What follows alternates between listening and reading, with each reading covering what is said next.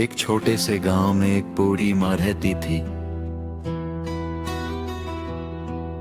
उसके इस दुनिया में कोई नहीं था, ना बेटा, ना बेटी, ना कोई सहारा।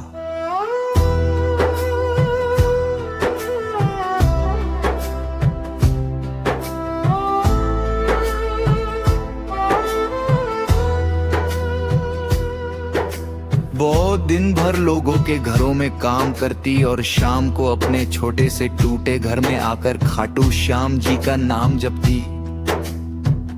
उस बूढ़ी माँ के पास एक पुरानी सी तस्वीर थी जिसे वो अपने बेटे की तरह मानती थी। रोज सुबह उठकर वो तस्वीर को नहलाती, फूल चढ़ाती और कहती, श्याम बाबा, तू ही मेरा बेटा है, तू ही मेरा परिवार।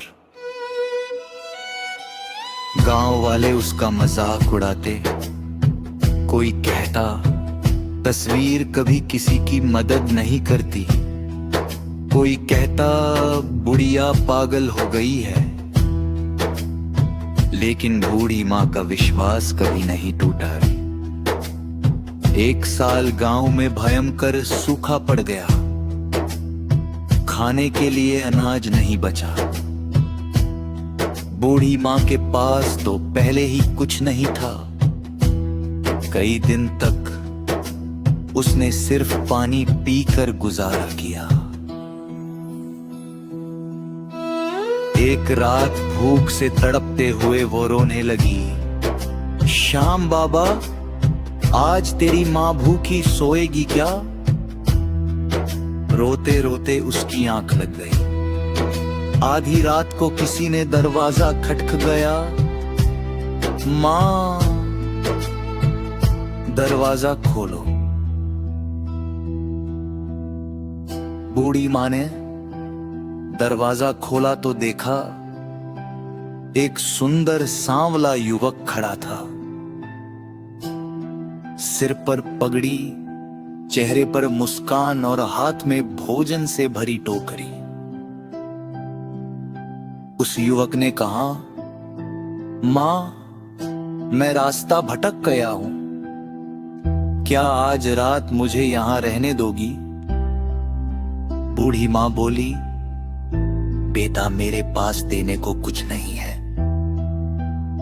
युवक मुस्कुराया, मां, मैं अपने साथ भोजन लाया हूं। दोनों ने साथ बैठकर खाना खाया। बूढ़ी माँ की आंखों में खुशी के आंसू आ गए। वर्षों बाद किसी ने उसे माँ कहकर पुकारा था।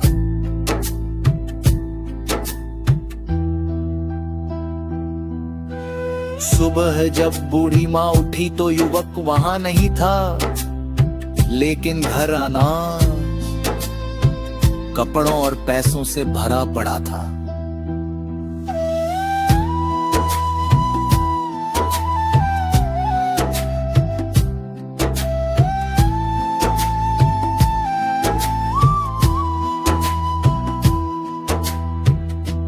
दीवार पर लगी खाटू श्याम जी की तस्वीर मुस्कुरा रही थी।